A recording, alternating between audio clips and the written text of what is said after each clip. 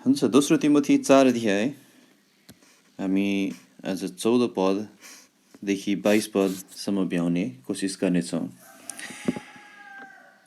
हाम्रो शीर्षक चाहिँ पहिलाकै छ पावलका अन्तिम शब्दहरू।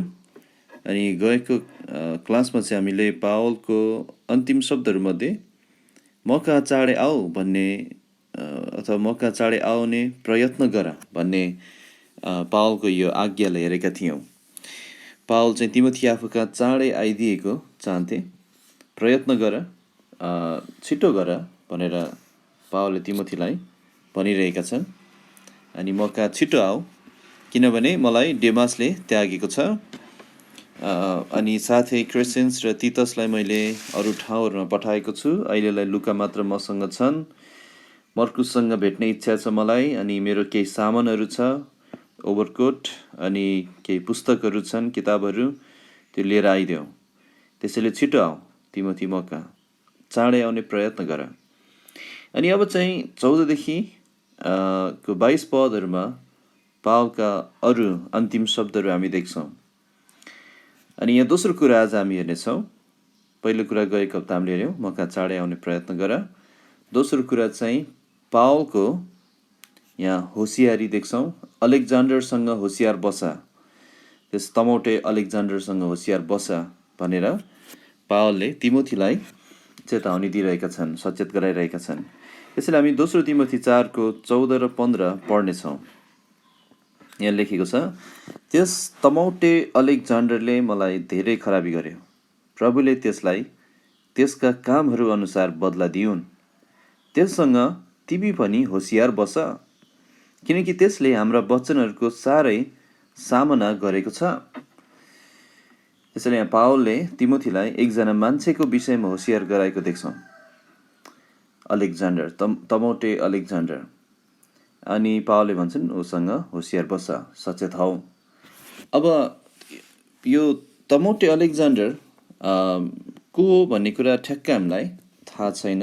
यहाँ अलेक्जान्डर नाम चाहिँ एकदम कमन खालको नाम थियो, भनेको सर्वत्र प्रयोग गरिने किसिमको नाम थियो। त्यसैले यहाँ बाइबलमा अलेक्जान्डर नाम भएको थुप्रै मान्छेहरू हामी देख्छौँ। तर कुन अलेक्जान्डरको विषयमा कुरा गरेको हामीलाई ठ्याक्कै थाहा छैन। यही तिमोथीकै पुस्तकमा पनि पहिलो तिमोथी 1:20 एकजना अलेक्जान्डरको नाम हामी देख्छौँ।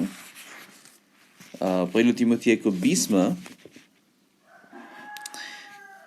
जस्तै 19 र 20 हामीले हेऱ्यौँ भने, विश्वास र असल विवेक समाति राख, जसलाई कतिले आफूबाट पर सारेकाले विश्वासको जहाजलाई डुबाइहाले। 20 पद, हुमेनियस र अलेक्जान्डर यस्ताहरू मध्येका हुन्। तिनीहरूले निन्दा नगर्न सिकुन् भनेर मैले तिनीहरूलाई शैतान कहाँ सुम्पेँ। त्यसैले यहाँ एकजना अलेक्जान्डरको नाम हामी देख्छौँ, जसले चाहिँ विश्वास र असल विवेक आफूबाट पर सारेको थियो, विश्वासको जहाजलाई डुबाएको थियो, अनि उसलाई चाहिँ शैतानको हातमा सुम्पिएको थियो। अब यही अलेक्जान्डर हो कि होइन हामी ठ्याक्कै भन्न सक्दैनौँ, किनभने मैले अघि भने जस्तै अलेक्जान्डर चाहिँ एउटा एकदम सामान्य किसिमको नाम थियो, सर्वत्र प्रयोग गरिने नाम थियो। तर जे होस्, तिमोथीलाई चाहिँ ठ्याक्कै थाहा थियो त्यो व्यक्ति को हो भनेर। अनि अलेक्जान्डर मात्र भनेर तिमोथीलाई अलमलमा पार्न पावल चाहँदैनथे। त्यसैले पावलले तिमोथीलाई कसरी भनेका छन् भने, अलेक्जान्डर मात्र भनेका छैनन्, तर त्यस तमौटे अलेक्जान्डर भनेर भनेका छन्। अनि अब यो तमौटे भनेको चाहिँ तामाको काम गर्ने मान्छेको कुरा गरेको, तामाको काम गर्ने मान्छे। त्यसैले कुन अलेक्जान्डर तिमोथीलाई ठ्याक्क भन्न सकिन्थ्यो, त्यो तमौटे अलेक्जान्डर। हामी दोस्रो तिमोथी 4 अध्यायको 14 पदमा छौँ। त्यसैले सायद यो अलेक्जान्डर भन्ने व्यक्ति चाहिँ तामाको काम गरेर आफ्नो जीविका चलाउने व्यक्ति थियो। अनि तिमोथीलाई स्पष्ट बुझेको थियो कि कुन चाहिँ अलेक्जान्डरको कुरा गरेको, कोसँग म होसियार रहनुपर्छ, कुन चाहिँ अलेक्जान्डरले पावललाई धेरै खराबी गरेको थियो। अनि त्यसैले यो तमौटे अलेक्जान्डर चाहिँ आफूलाई विश्वासी भनेर चिनाएको व्यक्ति थियो जस्तो बुझिन्छ यो पढ्दाखेरि। तर समयको क्रममा उसले पावलबाट आफ्नो पिठी फर्कायो अनि सम्भवतः पावलको शिक्षाहरूको विरोध गर्यो अनि पावललाई धेरै खराबी गर्यो। अब कतिजनाले यो पनि भन्ने गर्छन् कि पावललाई नेरोको हातमा सुम्पिदिनलाई पावलको कुरा लगाइदिने पावलको कुरा लगाइदिने मान्छे चाहिँ यही तमोटे अलेक्जेन्डर हुनुपर्छ भनेर भन्छन्। तर हामीलाई ठ्याक्क थाहा छैन त्यो भनेको हो कि होइन भनेर। तर जे होस्, पावलले 14 पदमा कसरी भनेका छन् भने, त्यस तमोटे अलेक्जेन्डरले मलाई धेरै खराबी गरे, प्रभुले त्यसलाई त्यसका कामहरू अनुसार बदला दिउन् भनेर पावलले भन्छन्। अब यहाँ यो भन्दैमा पावलले त्यो तमोटे अलेक्जेन्डरसँग व्यक्तिगत बदलाको भावना राखेका पक्कै पनि होइन। अनि किनभने अलेक्जेन्डरको समस्या चाहिँ पावलसँग व्यक्तिगत तरिकाको समस्या थिएन। 15 पदमा हामीले हेऱ्यौँ भने अलेक्जेन्डरले पावललाई व्यक्तिगत रूपमा धेरै खराबी गरेको होइन, तर 15 पद अनुसार त्यससँग तिमी पनि होसियार बस, किनकि त्यसले हाम्रा वचनहरूको साह्रै सामना गरेको छ। अर्थात् पावलले चाहिँ के भन्दैछन् भने, अलेक्जेन्डरले मलाई धेरै खराबी गर्यो, तर मलाई व्यक्तिगत हिसाबले चोट पुर्याएको होइन, प्रभुको कामलाई बाधा हुने किसिमले मलाई खराबी गरेको हो। अनि अझ 15 पद अनुसार स्पष्ट भन्ने हो भने त अलेक्जेन्डरले पावलको वचनहरूकै सामना गरेको रहेछ। अर्थात् परमेश्वरको सत्यताहरूको विरोधमा नै यो अलेक्जेन्डर भन्ने मान्छे चाहिँ खडा भएको रहेछ। अनि त्यसैले परमेश्वरको सत्यताप्रतिको पावलको प्रेम यस्तो थियो कि पावलले भन्दैछन् यो मान्छेले हाम्रो वचनको सामना गरेको छ, प्रभुले नै उसँग बदला लिनुभएको होस्। अनि त्यसैले पावलले बदला लिने काम आफ्नो हातमा राखेनन्, तर परमेश्वरको हातमा सुम्पिदिए। पावल एक जिउँदो बलिदान थिए भन्ने कुरामा कुनै पनि दुई मत छैन। रोमी 12:19 पावलले जे शिक्षा दिएका थिए रोमीहरूलाई, अर्थात् त्यस्तो लेखेको छ, हे प्रिय हो, तिमीहरू आफैले बदला नल्याऊ, तर बरु क्रोधलाई ठाउँ देऊ, किनकि लेखिएको छ, बदला लिने काम मेरो हो, म नै बदला दिनेछु, प्रभु भन्नुहुन्छ। त्यसैले पावलले बदला लिने काम आफ्नो हातमा राखेनन्, तर परमेश्वरको हातमा सुम्पिदिए। अब यहाँबाट हामी के कुराहरू सिक्न सक्छौँ भने, पावल जस्तो मान्छे जसले चाहिँ साँचो मनले अरूको फिक्री गर्थे, जसले प्रभुको निम्ति मृत्युसम्म विश्वासयोग्य रहन्थे, अनि जसले चाहिँ एउटा भक्तिपूर्ण जीवन जिउँथे, धर्मी जीवन जिउँथे, अनि संसारको हिसाबले भन्ने हो भने नैतिकवान जीवन पनि जिउँथे। पावल जस्तो व्यक्तिले पनि मानिसहरूबाटको धोका र विरोध सहनुपर्छ भने, प्रिय दाजुभाइहरू, तपाईँ र हामीले यस्तै खालको मन भएको हतियार भिर्नुपर्छ कि हामी जतिसुकै धर्मी जीवन जिए पनि, जतिसुकै भक्तिपूर्ण जीवन जिए पनि, अनि जतिसुकै नैतिकवान जीवन जिए पनि, हाम्रो विरोधमा त्यहाँ मानिसहरू हुनेछन् र उनीहरूले हामीलाई चोट पुर्याउने छन् भन्ने कुरा हामीले हाम्रो मनमा त्यस्तो खालको सोचाइ भएर रेडी हुनुपर्छ। किनभने किन म राम्रो गरिरहेको छु, तैपनि मेरा छिमेकीहरूले अथवा कुनै व्यक्तिहरूले, मेरो नजिकका मानिसहरूले किन मलाई चोट पुर्याइरहेछन्? किनभने यो चोट पुर्याउने काम, यो खराबी गर्ने काम नयाँ होइन। सबभन्दा सुरुमा नै हामी देख्छौँ जब हाबिलले परमेश्वरलाई मनपर्ने भेटी चढाए, तर कैनले आफूलाई मनपर्ने भेटी चढाए। परमेश्वरले हाबिललाई ग्रहण गर्नुभयो, हाबिलको भेटीलाई ग्रहण गर्नुभयो, तर परमेश्वरले कैनलाई ग्रहण गर्नु भएन र साथै कैनको भेटीलाई पनि ग्रहण गर्नु भएन। हाबिल पक्कै पनि आफ्नो दाइलाई प्रेम गर्ने मानिस थियो। हाबिल परमेश्वरको भविष्यवक्ता थिए, तर कैनले आफ्नै भाइ हाबिललाई मारिदियो। त्यो विरोधहरू आउँछन्, अनि कहाँबाट आउँछन्? हाम्रो आफ्नै मानिसहरूबाट आउँछन्। यसमा यस्तो हुँदाखेरि हामी छक्क पर्नु पर्दैन, यो सुरुदेखि नै भइरहेको छ। त्यसैले पावल जस्तो व्यक्तिले यदि यस्ता कुराहरू सहनु पर्यो भने हामीले अवश्य पनि सहनुपर्छ। अनि प्रभुको काम गर्दा हामीले यस्तै खालको मन भएको हतियार भिर्नुपर्छ। तर यहाँ अरू कुरा पनि हामी सिक्छौँ कि केही मानिसहरू यस्ता हुनेछन् जसले चाहिँ केही लाभको, केही आर्थिक लाभको समेत आशा राख्दै चर्चमा आउनेछन्। तर प्रभुको वचनले स्पष्ट साथ उसको पापलाई जब देखाइन्छ, प्रकट गरिदिन्छ, तब उनीहरू चाहिँ वास्तवमा अलेक्जेन्डर जस्तै शत्रुहरू बन्न पुग्छन्। अनि त्यस्ताहरूबाट होसियार हुनुपर्छ।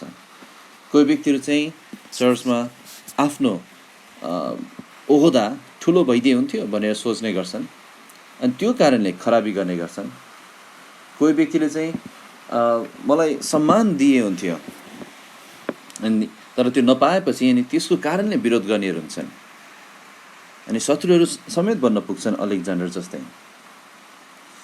अर्को कुरा हामी यहाँ के सिक्छौँ भने सत्य त्याग गर्नेहरू वा सत्य त्यागीहरूको बारेमा मानिसहरूलाई एकदम स्पष्ट साथ पहिचान गराइदिनुपर्छ। पावलले तिमोथीलाई खालि अलेक्जेन्डर भनेर को अलेक्जेन्डर भन्ने कुराको अन्यलमा राखेनन्, तर स्पष्ट हुने गरी भने त्यस तमौटे अलेक्जेन्डर। त्यसैले सत्य त्यागी मानिसहरूको बारेमा हामीले विश्वासीहरूलाई स्पष्ट साथ पहिचान गराइदिनुपर्छ। यहाँ अरू कुराहरू पनि हामी सिक्छौँ। यस्ता मानिसहरू पनि हुन्छन् जसबाट हामी होसियार हुनुपर्छ। पावलले तिमोथीले भने त्यससँग तिमी पनि होसियार बस्छ तिमोथी। अनि हामी यहाँ के सिक्छौँ भने यस्ता मानिसहरू हुन्छन् जसबाट हामी होसियार हुनुपर्छ, अनि जसले हामीले कहिले पनि आफ्नो मित्र ठान्ने गल्ती गर्नु हुँदैन। र साथै अर्को यहाँ सिक्छौँ बदला लिने काम जहिले पनि परमेश्वरको हातमा सुम्पिदिनुपर्छ। हामी त्यो ओहदामा छैनौँ, परमेश्वर त्यो ओहदामा हुनुहुन्छ जसले आफ्नो तरिकाले बदला लिनुहुनेछ। अब यहाँ तेस्रो कुरा हामी हेर्नेछौँ, यो चाहिँ 16देखि 18 पदहरूबाट पावलको निश्चयता हामी हेर्नेछौँ। परमेश्वर विश्वासयोग्य हुनुहुन्छ भन्ने कुरा पावल निश्चित थिए भन्ने हामी 16देखि 18 पदमा देख्छौँ। आउनुहोस् हामी दोस्रो तिमोथी 4को 16देखि 18 हामी पढौँ र त्यहाँ परमेश्वरको विश्वासयोग्यताको बारेमा पावलले बताएको कुरा हामी पढ्नेछौँ। दोस्रो तिमोथी 4को 16देखि 18 मेरो पहिलो प्रतिवादमा कोही मसँग उभिएन, तर सबैले मलाई त्यागिदिए। तिनीहरूलाई यसको दोष नलागोस्, तर प्रभु मसँग उभिनु भयो र मलाई बल दिनुभयो, मद्वारा पुरा प्रचार होस् र सबै अन्य जातिहरूले सुनुन् भनेर र म सिंहको मुखबाट छुट्याएँ। अनि प्रभुले मलाई हरेक खराब कामबाट छुट्याउनुहुनेछ र आफ्नो स्वर्गीय राज्यका निम्ति बचाइराख्नुहुनेछ। उहाँलाई नै युगानुयुग महिमा होस्, आमेन। अब यहाँ 16देखि 18 दोस्रो तिमोथी 4को 16देखि 18 पावलको निश्चयता हामी देख्छौँ। मुख्य कुरा परमेश्वरप्रतिको पावलको निश्चयता। परमेश्वर विश्वासयोग्य हुनुहुन्छ मसँग उभिदिनलाई, मलाई छुट्याउनलाई, मलाई बल दिनलाई, अनि मलाई अन्तसम्म जोगाइ राख्नलाई परमेश्वर विश्वासयोग्य हुनुहुन्छ भन्दै परमेश्वरको विश्वासयोग्यता बयान गर्दै तिमोथीलाई अझ यहाँ थप उत्साह दिने काम पावल गर्दैछन्। हामी कति कुरा देख्छौँ कि हामीले एकअर्कालाई साह्रै उत्साह दिनुपर्छ, विशेष गरी परमेश्वरको विषयमा, अनि परमेश्वर को हुनुहुन्छ भन्ने कुरा हामीले सिकाउनुपर्छ। अब पावलले परमेश्वरको बारेमा के बताइरहेछन् यहाँ। पहिलो कुरा पावलले बताउँछन् प्रभु मसँग उभिनु भयो, मसँग उभिने कुरामा उहाँ विश्वास योग्य हुनुभयो। 16 पदमा पावलले यसरी भन्छन् मेरो पहिलो प्रतिवादमा कोही मसँग उभिएन, तर सबैले मलाई त्यागिदिए। तिनीहरूलाई यसको दोष नलागोस्। 17 पद तर प्रभु मसँग उभिनु भयो। अब यहाँ पावलले पहिलो प्रतिवादको कुरा गरिरहेछन्। आफ्नो पहिलो प्रतिवाद भनेको चाहिँ न्यायालयमा जवाफ दिने काम, आफ्नो पक्षमा बोल्ने समय। ल पावल के छ, तिम्रो पक्षमा के भन्छ, तिमीलाई यस्तो दोष लागेको छ। अनि पावल चाहिँ त्यसको जवाफ दिन त्यहाँ उभिएका थिए, तर कोही पनि पावलसँग उभिएनन्। अनि अब यो पहिलो प्रतिवाद भनेको कहिलेको कुरा गरेको हामीलाई ठ्याक्कै थाहा छैन, तर यो पहिलो प्रतिवाद भनेको चाहिँ सम्भवतः यही दोस्रो पटक पावल आफ्नो जीवनमा 2 पटक कैद भएका थिए। पहिलो चाहिँ प्रेरितको पुस्तकको अन्तिमको घटना हो, जहाँ पावल चाहिँ आफैले भाडामा लिएको घरमा कैद भएर बसेका थिए। त्यो बेला मान्छेहरूले भेट्टाउन स्वतन्त्रता थियो।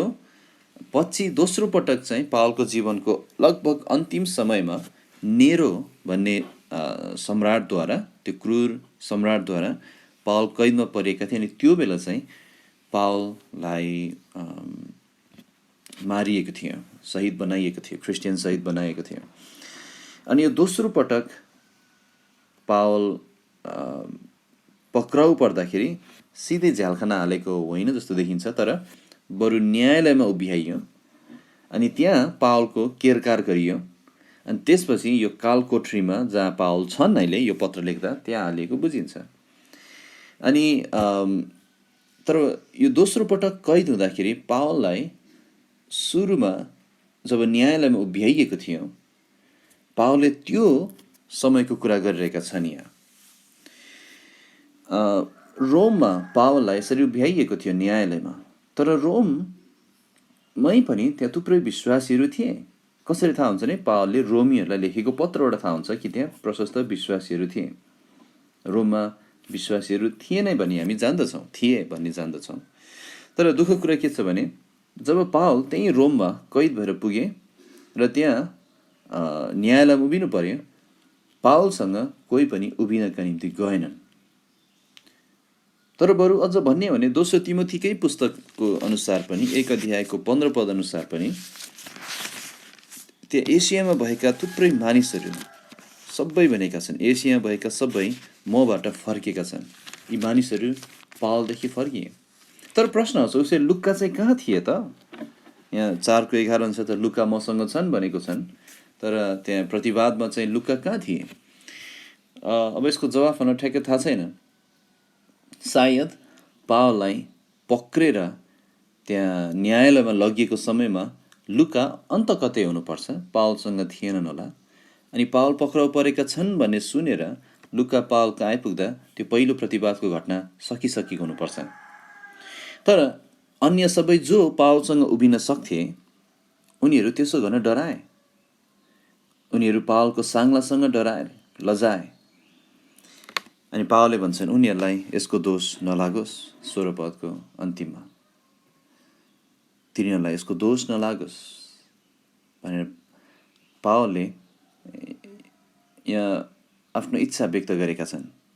यहाँ के देख्छौँ भने प्रभुका विश्वासयोग्य जनहरूप्रति यदि एउटा ख्रिस्टीयजन, उहाँको अर्को सन्तान परमेश्वरको जनहरूप्रति विश्वासयोग्य छैन भने, यदि त्यहाँ गलत व्यवहार गरेको छ भने परमेश्वरले दोष्याउनुहुन्छ। उदाहरणको लागि जब हारुन र मिरियमले मोसाको विरोध गरेका थिए, विशेष गरी मोसाको नेतृत्वको, परमेश्वरले मिरियमलाई, हारुनको दिदी मिरियमलाई चाहिँ के अरे त्यहाँ कोर रोगले हिर्काउनु भयो। अनि साथै जब कोरहहरूले पनि मोसाको विरोध गरेका थिए, उनीहरूलाई परमेश्वरले नाश गर्नुभयो। अनि पावल पनि परमेश्वरको प्रेरित थिए, तर प्रेरितको रूपमा पावललाई गर्नुपर्ने आदर अनि पावलसँग उभिदिनु पर्ने कुराहरूमा यी विश्वासीहरू विश्वासयोग्य नहुँदा परमेश्वरले उनीहरूलाई दोष्याउन सक्नुहुन्थ्यो। तर पावलले प्रार्थना गर्दछन् तिनीहरूलाई यसको दोष नलागोस्। उनीहरू मसँग उभिनु पर्थ्यो, तर उनीहरू मसँग उभिएनन्। मदेखि पिठ्यौँ फर्काए, लजाए, डराए त्यो गर्न, तर उनीहरूलाई दोष नलागोस्। त्यसैले परमेश्वरको विश्वासयोग्य दासहरूलाई जब यस्तो व्यवहार गरिन्छ, परमेश्वरले हलुका रूपमा लिनु हुँदैन भन्ने हामी देख्छौँ। तैपनि उनीहरूलाई दोष नलागोस् भनेर पावलले प्रार्थना गरे। यहाँ पावलको हृदय कति फराकिलो थियो परमेश्वरका जनहरूप्रति भन्ने देखाउँछ कि हामीलाई कसैले चोटपूर्ण काम केही गरेको छ भने त्यो चोटलाई हामी लिएर बस्न सक्छौँ। उसको सट्टामा परमेश्वरसँग प्रार्थना गरिदिनु पर्ने, उसलाई क्षमा गरिदिनुहोस् भनेर सट्टामा, त्यो गर्नु सट्टामा हामी त्यो चोटलाई हामी हृदयमा लिइरहन्छौँ भने हाम्रो हृदय साँच्चै फराकिलो छैन। प्रिय दाजुभाइहरू, के तपाईँको हृदय फराकिलो छ परमेश्वरका जनहरूप्रति? म आफैलाई पनि प्रश्न गर्छु कि मेरो हृदय फराकिलो छ कि म सानो चोटलाई ठुलो रूपमा लिइरहन्छु? या त ठुलो चोटलाई सानो रूपमा लिइरहेका छन् पावलले। अनि अर्को कुरा हामी यहाँ के देख्छौँ भने 14 पदको त्यो तमोटे अलेक्जेन्डर, त्यो सत्यत्यागी अलेक्जेन्डरको निम्ति पावलको प्रार्थना र 16 पदमा परमेश्वरका सन्तानहरूप्रति पावलको प्रार्थनामा धेरै फरक छ। भन्यो भने आकाश पातालको फरक छ। यो अलेक्जेन्डरले सत्यताको विरोध गरेको थियो, पावलको वचनहरूको सामना गरेको थियो। अनि पावलले प्रार्थना गरे परमेश्वरले बदला दिउन्। 16 पदमा चाहिँ यी परमेश्वरका जनहरू डरको कारणले लाजको कारणले पावलसँग उभिन डराएका थिए, साहस गर्न सकेका थिएनन्। अनि उनीहरूको निम्ति पावलले प्रार्थना गर्छन् उनीहरूलाई दोष नलागोस्।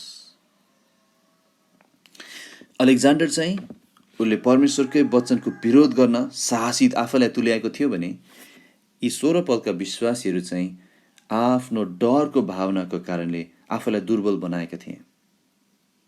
अनि त्यसैले पावलले भन्छन् यिनीहरूलाई चाहिँ दोष नलागोस्, अलेक्जान्डरलाई चाहिँ परमेश्वरले बदला दिनुभएको होस्। कति फरक छ त्यहाँ प्रार्थनामा।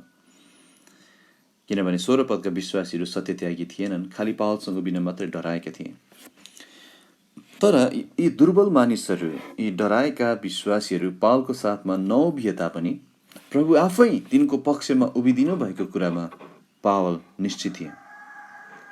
हामी यहाँ सम्झना गर्न सक्छौँ कि प्रभुले आफ्नालाई कहिले कदापि छोड्नु हुँदैन। हिब्रू 13:5 उहाँ आफैले भन्नुभएको छ, म सधैँभरि संसारको अन्तसम्म नै तिमीहरूको साथमा छु। मत्ती 28:20 पावलसँग मात्र होइन, उहाँ हाम्रो साथमा पनि हुनुहुन्छ। उहाँले म तिमीहरूको साथमा हुनेछु पनि होइन, म साथमा थिएँ पनि होइन, म साथमा रहेँ पनि होइन, तर म साथमा छु। अर्थात् त्यो पद पढ्दाखेरि जहिले पनि हामी वर्तमान कालमा पढ्छौँ। मत्ती 28:20 अर्थात् उहाँ आज पनि हाम्रो साथमा हुनुहुन्छ। त्यसैले हामी कहिले पनि एक्लै उभिँदैनौँ। चाहे हामी सुसमाचार सुनाउन जाँदा कसैको ढोकाको सामु उभिरहेका हौँ, अथवा हामी कहीँ हामीलाई प्रश्न गर्दा हामी उभिरहेका हौँ, अथवा हामीले सुसमाचार सुनाउँदा कष्ट भोगिराख्दा हौँ, उहाँ हामीसँग उभिदिनुहुन्छ। जेसुकै परिस्थितिको सामना गर्नु परे पनि हाम्रो साथमा हुनुहुन्छ भन्ने हामी जानेर निर्धक्क हुन सक्छौँ। उभिनु मात्र भएन, प्रभुले पावललाई बल पनि दिनुभयो। 17 पद तर प्रभु मसँग उभिनुभयो र मलाई बल दिनुभयो, मद्वारा पुरा प्रचार होस् र सबै अन्य जातिले सुनुन् भनेर र म सिंहको मुखबाट छुट्याएँ। त्यसैले प्रभुले मलाई बल दिनुभयो पावलले भन्दैछन्। यो बल भन्ने शब्द ग्रिकको डिनामिस भन्ने शब्दबाट आएको, जसबाट चाहिँ डाइनामाइट भन्ने शब्द आउँछ। अनि यसलाई चाहिँ अन्य ठाउँमा सामर्थ्य भनेर अनुवाद गरिएको छ। यहाँ हामी केही कुराहरू सिक्न सक्छौँ, कम्तीमा 2टा सत्यताहरू।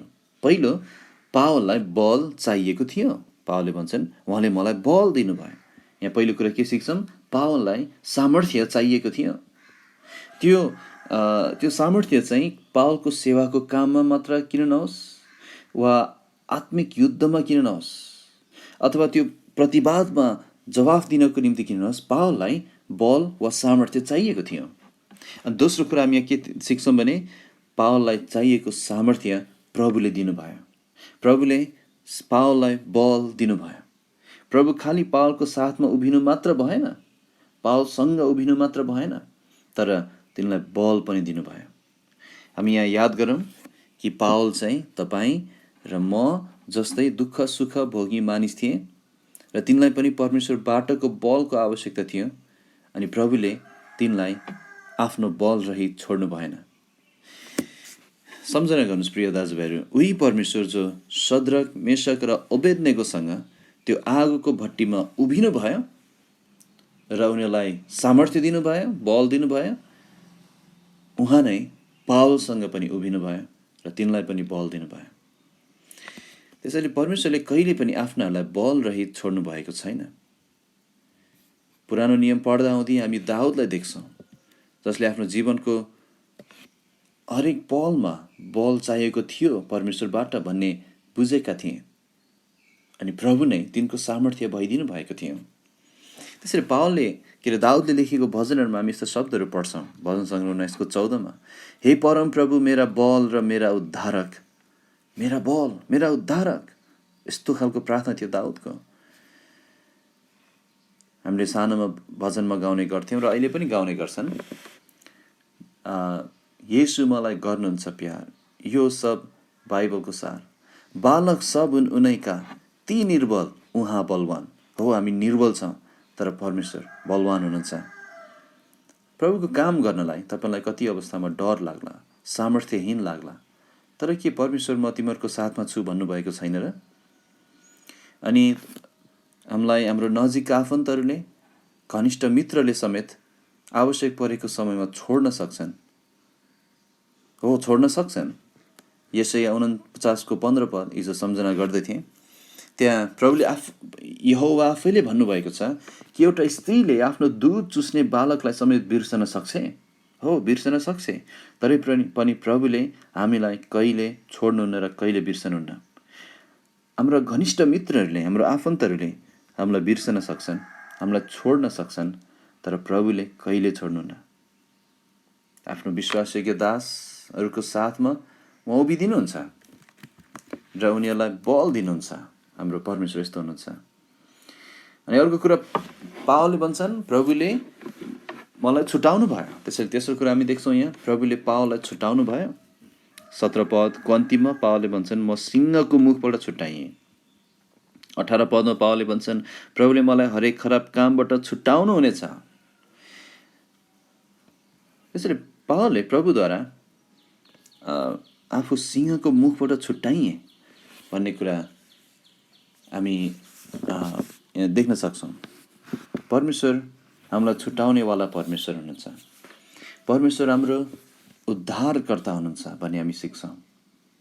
अब पावलले म सिंहको मुखबाट छुट्याइए भनेको छ, अनि कुन चाहिँ सिंहको कुरा गरेको हामीलाई थाहा छैन। कतिले चाहिँ यो सिंह भनेको नेरोको कुरा गरेको हो भनेर भन्छन्, कतिले चाहिँ यो सिंह भनेको शैतानको कुरा गरेको हो भनेर भन्छन्।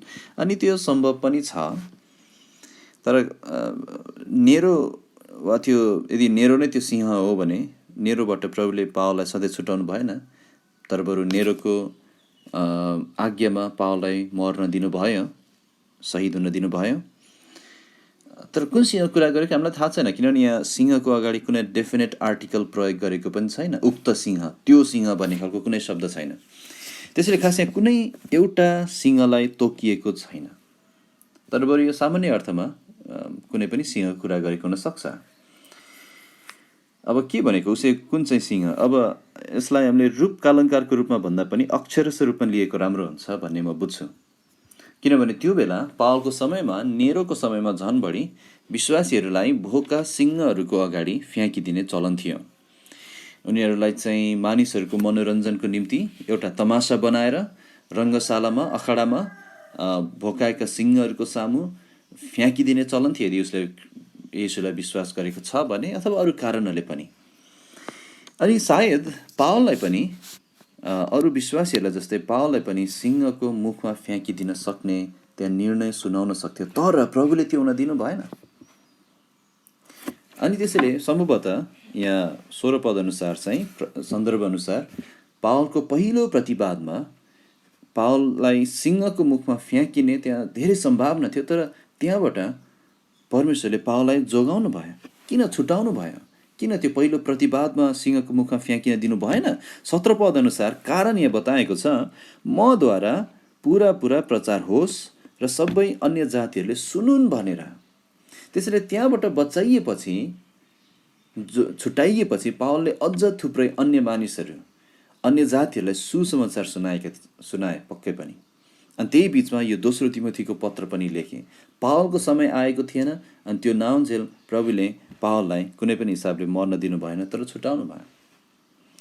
भनिन्छ प्रभुको 12 चेलामध्ये एकजना जसलाई उहाँ प्रेम गर्नुहुन्थ्यो, यूहन्नालाई पत्मोसको टापुमा देश निकाला गरिएको थियो, तर यूहन्नालाई उम्लिरहेको तेलमा पनि हालेर मार्न खोजियो भन्ने पनि सुनिन्छ। अब त्यो कतिको सत्य थाहा छैन, तर यूहन्नालाई उम्लिरहेको तेलमा हालेर मृत्युदण्ड दिन खोज्दा उनलाई के पनि भएन रे। किन भएन? किनभने यूहन्नाले प्रकाशको पुस्तक लेख्न बाँकी नै थियो। त्योभन्दा अगाडि यूहन्नालाई मार्न खोजे पनि मार्न सकिनन्, उहाँले छुटाउनु भयो। त्यहाँ उद्देश्य छ परमेश्वरको।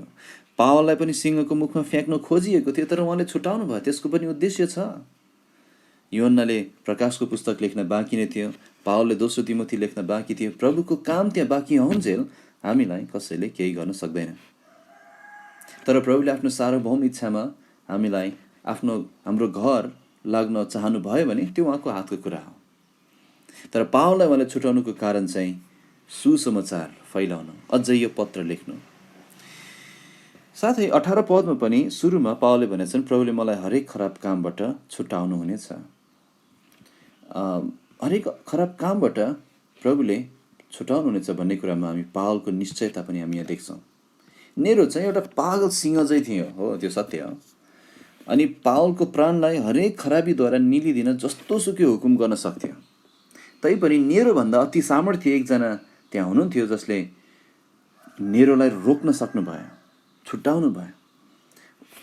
उही हुनुहुन्छ जसले वास्तवमा हामी समुद्रको किनारमा उभियौँ भने उहाँले समुद्रको किनारमा एउटा बालुवामा समेत एउटा घेरा कोर्दै समुद्रलाई भन्न सक्नुहुन्छ, भयो त्यहाँदेखि यता नआइज भन्न सक्नुहुन्छ र समुद्रले भनेको मान्छ।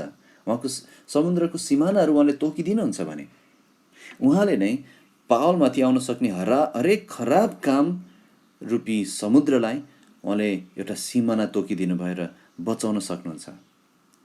हो, परमेश्वरले पावललाई अन्तिममा नेरोको तरवारद्वारा मर्न दिनुभयो, तर त्योभन्दा बढ्ता खराबी कुनै पनि गर्न दिनु भएन पावलमाथि नेरोलाई पावलमाथि कुनै पनि अरू खराब काम गर्ने अनुमति दिनु भएन।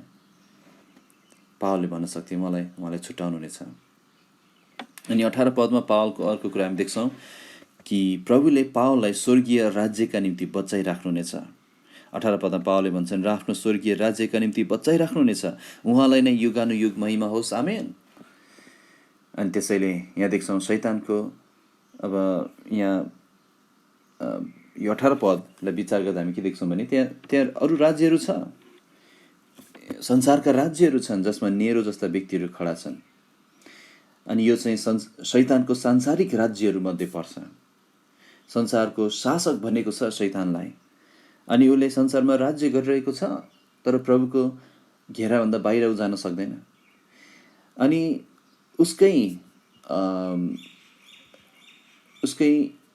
सेनाहरूमध्ये एकजना नेरोको कुराज्यको सतावट पावलले भोगिरहेका थिए।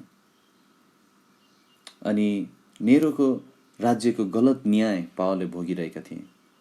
तर त्यही पनि पावलको आँखा चाहिँ त्यो सबै राज्यहरूभन्दा, त्यो सबै न्यायहरूभन्दा पनि माथि अति उच्च महान महिमित राज्यतर्फ लागेको थियो।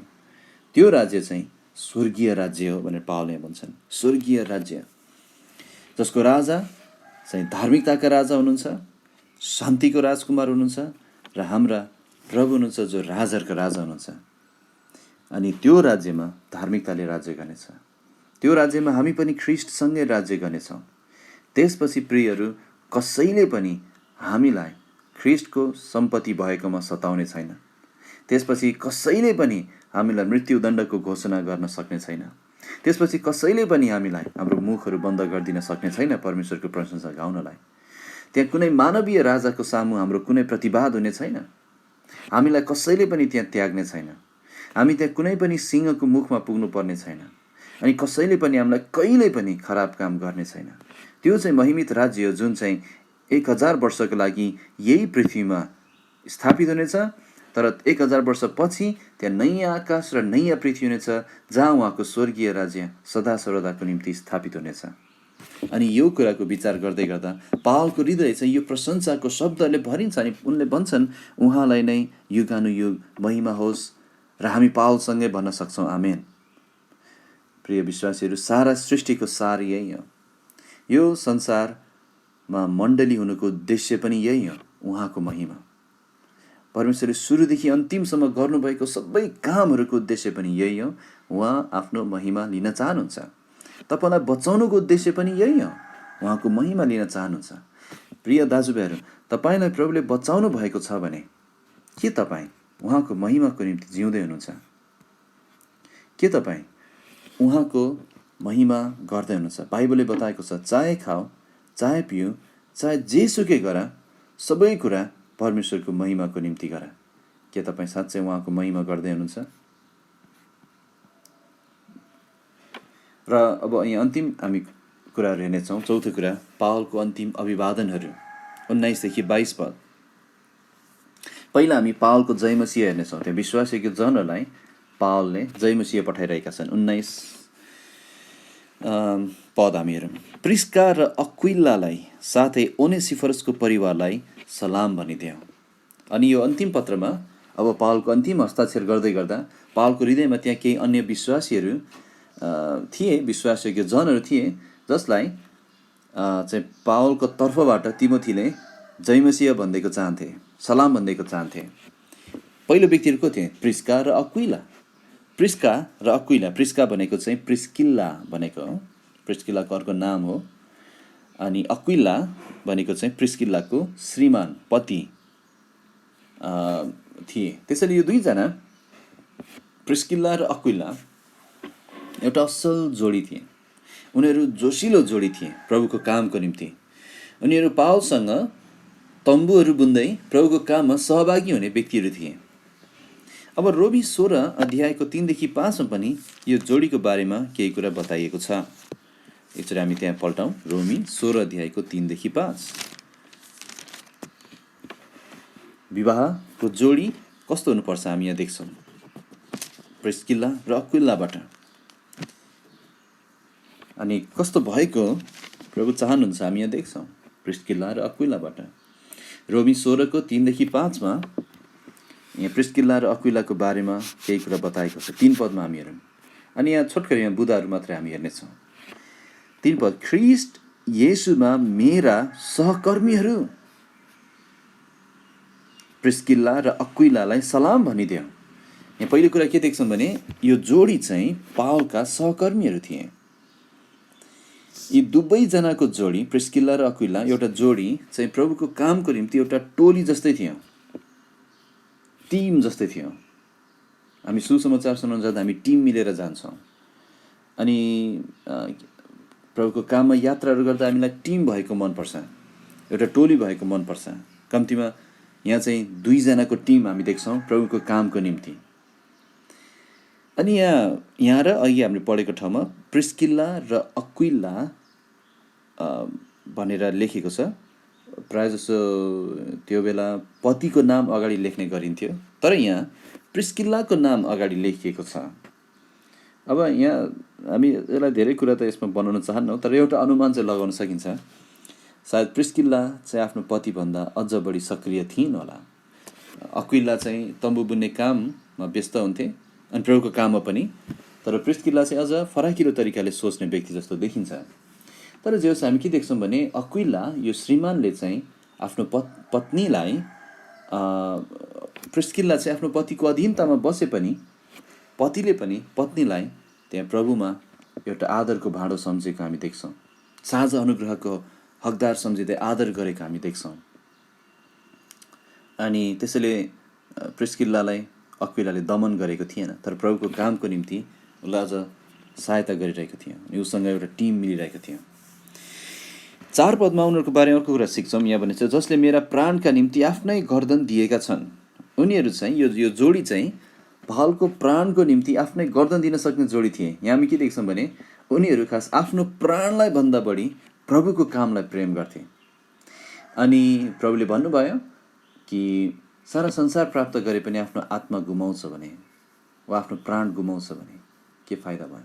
तर यहाँ चाहिँ प्रभुको कामको निम्ति नै आफ्नो प्राण गुमाउन साहस गर्ने साँचो चेलाहरू हामी देख्छौँ। उनीहरूलाई धेरै ठुलो फाइदा भएको थियो, संसार जितेको भन्दा पनि बढी फाइदा हामी देख्छौँ। साथै यो जोडीको बारेमा अर्को कुरा के देख्छौँ भने उनीहरू धन्यवादका योग्य थिए भन्ने पनि हामी देख्छौँ। 4 पद, म मात्र धन्यवाद दिन्न, तर सबै अन्य जातिका मण्डलीले पनि दिन्छन्। साथै 5 पदमा भने चाहिँ यी प्रकारले उनीहरूको घरमा भएको मण्डलीलाई पनि सलाम भनिदियो। यहाँबाट के देख्छौँ भने उनीहरूले आफ्नो घर चाहिँ मण्डली जुट्नको निम्ति खुल्ला राखेका थिए। अर्थात् उनीहरूको घर चाहिँ आराधनाको घर थियो। अर्थात् उनीहरूले प्रभुको खातिर, प्रभुको कामको खातिर आफ्नो सम्पत्ति अर्पण गर्नको निम्ति एकै मन हुने जोडी थिए। उनीहरूको बारेमा अन्य ठाउँमा पनि छ, हामी त्यहाँ हेर्ने छैनौँ। तर प्रेरित 18मा यो जोडीले प्रिस्किल्ला र अक्विला मिलेर व्यवस्थाका गुरु अपोल्लोसलाई समेत परमेश्वरको मार्गको शिक्षा अझै राम्रोसँग बुझ्न सहायता गरिदिएको थियो। त्यसैले प्रिस्किल्ला र अक्विला चाहिँ बाइबलीय शिक्षामा पनि निपुण थिए भन्ने हामी देख्न सक्छौँ। अनि 2 तिमोथी 4मा चाहिँ हामी पढ्दैछौँ, त्यहाँ प्रिस्किल्ला र अक्विलाको नाम एक अन्तिम पटक उल्लेख गरेकोबाट हामी उनीहरूको बारेमा के सिक्न सक्छौँ। अर्को कुरा, महत्त्वपूर्ण कुरा भने उनीहरू चाहिँ अन्तसम्म विश्वासयोग्य रहिरहने जोडी थिए। डेमासले जस्तो उनीहरूले संसारलाई प्रेम गरेर पावलतर्फ पिठी फर्काएनन्। अरू मानिसहरू जस्तो उनीहरू सत्य त्यागमा गएनन्, तर असल लडाइँ लडिरहे थकित भएनन् एउटा असल जोडीको रूपमा। प्रिस्किला र अक्विला यस्तै जोडीहरू प्रभुले हामीलाई दिनुभएको होस् भनी हामी प्रार्थना गर्नुपर्छ।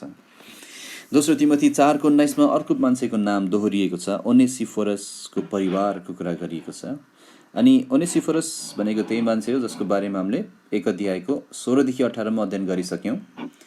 अनि ओनेसिफोरसले पावललाई एक पटक मात्र होइन तर बारम्बार शीतल पारेका थिए। पावलको साङ्लासँग लजाएका थिएनन्। रोममा गएर खुबै यत्न गरेर पावललाई खोजेका थिए र भेट्टाएका पनि थिए।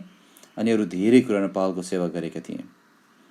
अनि दोस्रो तिमोथी 1:16 जहाँ ओनेसिफोरसको शीतल पार्ने सेवाका हामी देख्छौँ र 4:19 जहाँ ओनेसिफोरसको परिवारलाई सलाम भनिएको छ। यहाँ दुवै ठाउँमा चाहिँ ओनेसिफोरसको परिवारको कुरा गरिएको छ। हामी देख्छौँ ओनेसिफोरस चाहिँ आफ्नो परिवारलाई नै प्रभुमा डोर्याउने मानिस थिए। रुथको पुस्तकमा हामीले अध्ययन गर्दा थियौँ, हामी एलिमेलेकलाई देख्छौँ। रुथ 1 अध्यायमा एलिमेलेक परमेश्वर मेरो राजा हुनुहुन्छ, एलिमेलेक। तर एलिमेलेकले साँच्चै परमेश्वरले आफ्नो राजा बनाएका थिएनन्। त्यो रुथ 1 अध्यायमा हामी एलिमेलेकको गलत नमुना देख्छौँ जसले आफ्नो परिवारलाई आशिषको स्थान इजरायलबाट श्रापको स्थान मोआबमा डोर्याएर लगेका थिए। तर ओनेसिफोरस चाहिँ एलिमेलेक जस्तो होइन तर नुह जस्तो थिए, जसले आफ्नो परिवारलाई विनाशको स्थानबाट सुरक्षाको स्थान त्यस जहाजभित्र डोर्याएर लगेका थिए। तपाईँ चाहिँ कस्तो खालको व्यक्ति हुनुहुन्छ, एलिमेलेक जस्तो कि नुह जस्तो? ओनेसिफोरस चाहिँ एउटा परिवार मिलेर प्रभुको काममा अघि बढ्ने मानिस थिए। त्यसैले हामी एउटा जोडी देख्छौँ प्रभुको कामको निम्ति र साथै एउटा परिवार देख्छौँ, विश्वासयोग्य परिवार। अनि एउटा परिवार मिलेर प्रभुको कुराहरूको चिन्ता गर्नु, एकै मन भएर उहाँको आराधना गर्नु अनि उहाँको सेवा गर्नु कति सुन्दर कुरा हो एउटा परिवारको रूपमा। अब 20 र 21 पदमा चाहिँ त्यहाँ अन्य केही पवित्र जनहरूको बारेमा पावलले जानकारी दिइरहेका छन्। 20 र 21 पद हामी हेरौँ। एरास्टस कोरिन्थमा रहे, तर ट्रोफिमसलाई मैले मिलेटसमा बिरामी अवस्थामा छोडेको छु। जाडोको समयभन्दा पहिले आउने प्रयत्न गर। युबुलसले तिमीलाई सलाम पठाउँदैछन्, साथै पुडेन्स, लिनस, क्लाउडिया र सबै भाइहरूले पनि। यहाँ केही व्यक्तिहरूको नाम हामी हेरौँ। एरास्टस चाहिँ पावलको सहकर्मी थिए र साथै एरास्टस चाहिँ तिमोथीको पनि असल मित्र थिए भन्ने कुरा हामी अर्को ठाउँमा हेर्दा देख्छौँ। प्रेरित 19:22 त्यहाँ पावलले तिमोथीलाई र एरास्टसलाई एउटा टिमको रूपमा एक ठाउँमा पठाएका थिए प्रभुको कामको निम्ति। अनि एरास्टसको बारेमा चाहिँ रोमी 16:23 पनि उल्लेख छ। अनि रोमी 16:23 एरास्टसको बारेमा मिडल टाउन बाइबल चर्चको अध्ययनमाला रोमीको पुस्तकलाई नेपालीमा जुन अनुवाद गरेको छ त्यो हाम्रो वर्ड अफ ट्रुथमा पनि पाउन सक्छौँ। त्यहाँ लेखेको कुरालाई म यहाँ सरस्वती पढिदिन्छु, समय कम भएकोले ध्यान दिएर सुन्नुहोस्। एरास्टसको बारेमा, एरास्टस चाहिँ कोरिन्थ सहरका खजान्ची थिए। खजान्ची जो चाहिँ आइकोनोमस वा अङ्ग्रेजीमा इकोनोमी भन्ने शब्दबाट आउँछ, जसको अर्थ चाहिँ घरको अध्यक्ष, भण्डारी, अथवा यस अर्थमा एरास्टस चाहिँ सहरको आर्थिक पर्यवेक्षक वा सहरको आर्थिक भण्डारी अध्यक्ष थिए भन्ने देख्छौँ। यही शब्दबाट हामीले प्रबन्ध भन्ने शब्दावली पाउँछौँ। एरास्टस एकभन्दा बेसी तरिकाद्वारा प्रबन्धवादी थिए।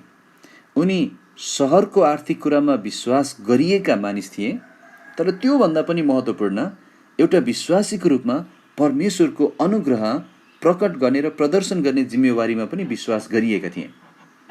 एरास्टस ठुलो दर्जा र राजनैतिक प्रभाव भएका मानिस थिए र त्यस्ता मानिसहरूले सहरका शासकका सामु गवाई हुने अति राम्रो अवसर पाएका हुन्छन्।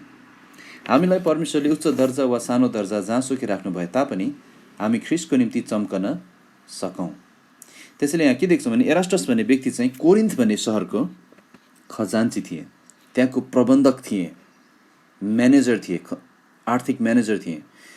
त्यसैले एरास्टस चाहिँ एउटा सहरको ठुलो ओहदा पाएका मानिस थियो।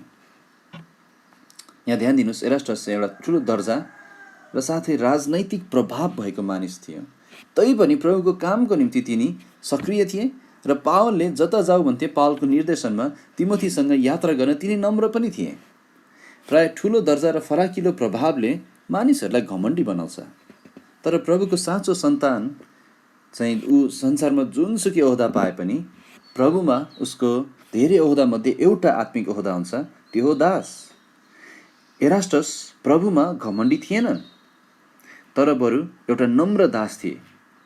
अनि यो पढ्दै गर्दा मेरो प्रार्थना यही थियो कि प्रभुले मलाई अनि तपाईँहरूलाई पनि, हामी हरेकलाई एउटा दासको हृदय दिनुभएको होस्। हामी घमण्डी कहिले पनि नभएका हौँ, चाहे हाम्रो आर्थिक ओहदाको कारणले, चाहे हाम्रो सामाजिक ओहदाको कारणले। प्रभुमा हामी एउटै हौँ, दास, उहाँको सन्तान। एरास्टस त्यस्तो मान्छे थियो, धेरै ठुलो ओहदा पाए पनि प्रभुको दासको रूपमा ऊ सक्रिय थियो।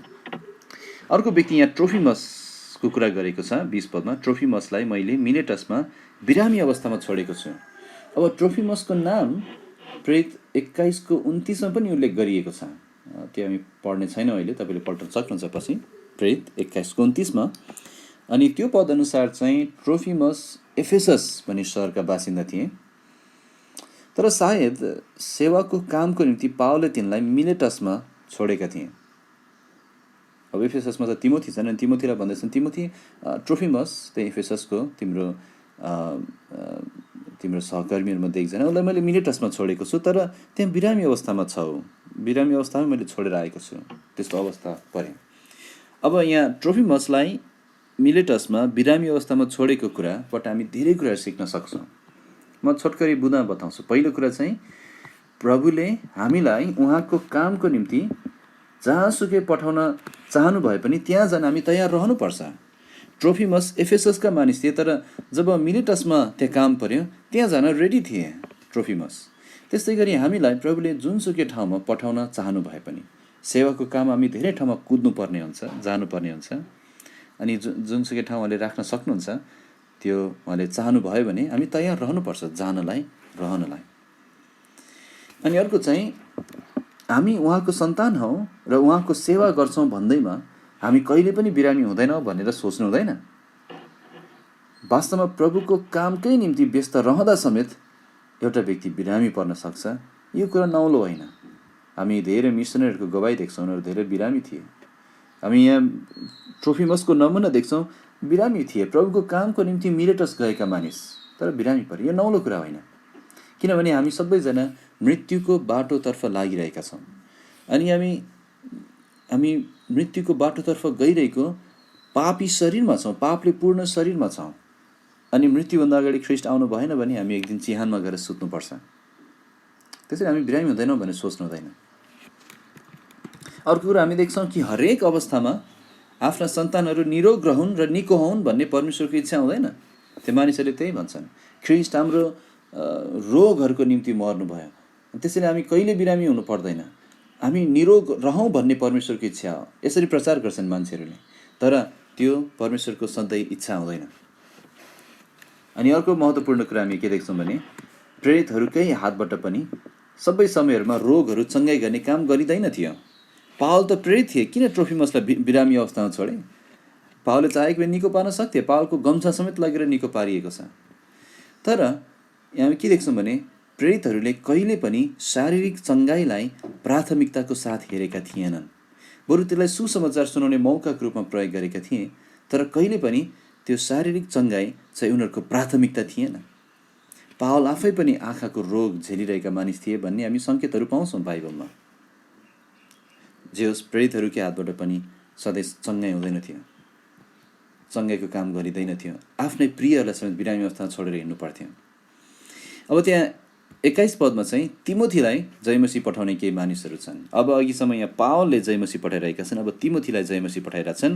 21 पदमा पावलले भन्छन्, पहिलो कुरा, जाडोको समयभन्दा पहिले आउने प्रयत्न गर भनेको त्यो ओभरकोट र तिमोथी र किताबहरूको धेरै ठुलो खाँचो थियो पावललाई। यहाँ डबल रिपिट गरिरहेछन्, बिर्सिन्छन् कि भनेर।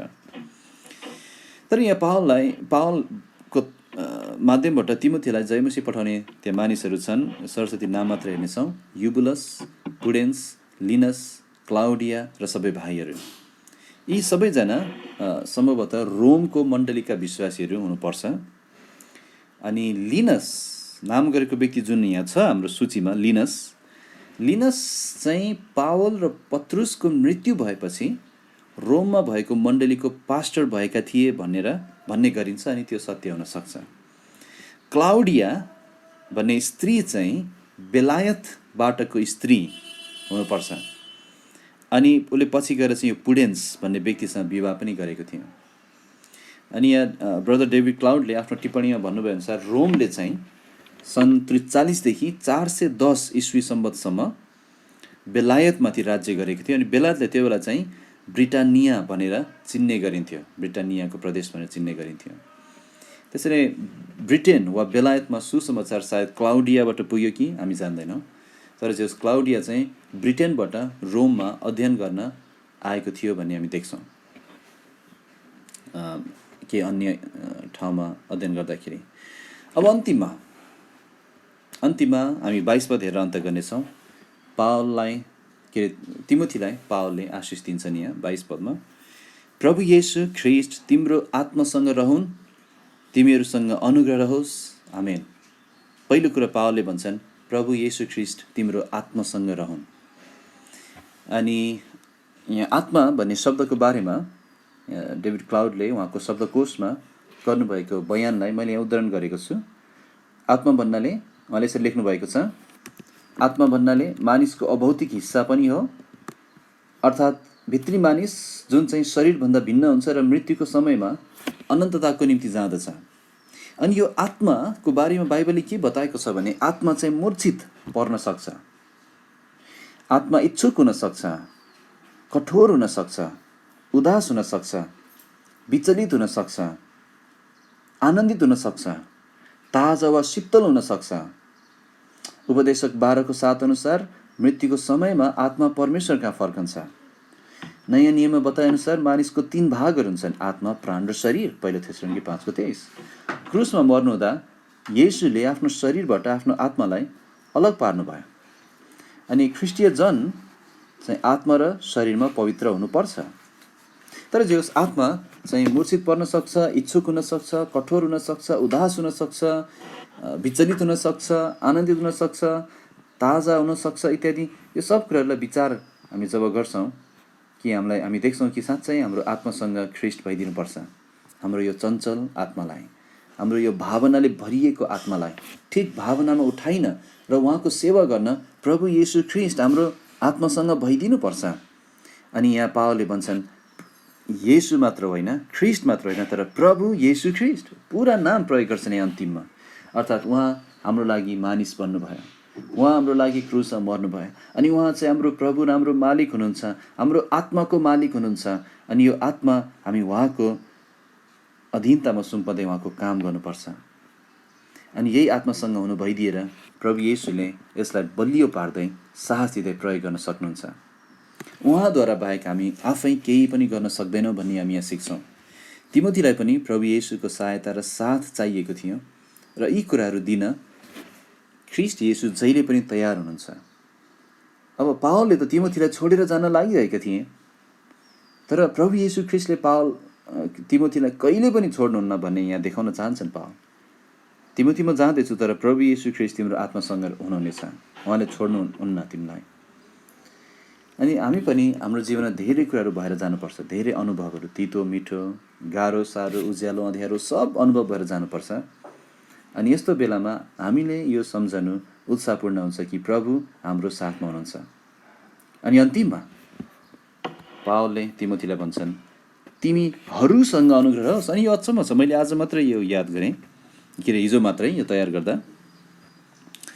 कि अहिलेसम्म दोस्रो तिमोथीमा पावलले एक वचन प्रयोग गरेका छन्, तिमी, तिम्रो, तिमीलाई, तिमीले। तर यहाँ अन्तिममा पावलले भन्दछन् तिमीहरू। तिमोथी बाहेक हरेक सेवकहरूसँग पावलले यहाँ कुरा गर्दैछन्, सिधै तपाईँसँग पनि मसँग पनि। यो पत्र पढ्ने, यहाँ भएका कुराहरू मनन गर्ने र यसमा भएका कुराहरूको पालन गर्ने हरेक व्यक्तिलाई म अनुग्रह दिन चाहनुहुन्छ। हरेक व्यक्तिलाई अनुग्रह चाहिन्छ। अनि त्यो अनुग्रह प्रभु येशू ख्रिस्टद्वारा प्रबन्ध गरिएको छ। अनि अब पावलले यहाँ व्यक्तिगत रूपमा कुरा गर्दैछन् हरेक व्यक्तिहरूसँग, केवल तिमोथीसँग मात्र होइन, तर तिमीहरू भन्दै तपाईँ र मसँग। अनि यो पुस्तकको सुरुमा हामीले अध्ययन गरेको जस्तै मुक्तिको निम्ति मात्र हामीलाई अनुग्रह दिइएको छैन, तर उहाँको सेवा गर्नेदेखि लिएर उहाँको निम्ति दुःख भोग्नेसम्म हरेक अनुग्रह दिइएका छन्। अनि त्यसैले अन्तिममा हामी यही भन्न चाहन्छौँ, प्रभु येशू ख्रीष्ट हाम्रो साथमा रहनु भएको होस् र हामीलाई अनुग्रह दिनुभएको होस्। आमेन। हुन्छ, हामी हाम्रो दोस्रो तिमोथीको अध्ययनलाई यहाँ अन्त्य गर्नेछौँ। अनि तपाईँहरू सबैलाई पनि धेरै धन्यवाद छ। म यहाँ प्रार्थना गर्नेछु अनि हामी अन्त्य गर्नेछौँ।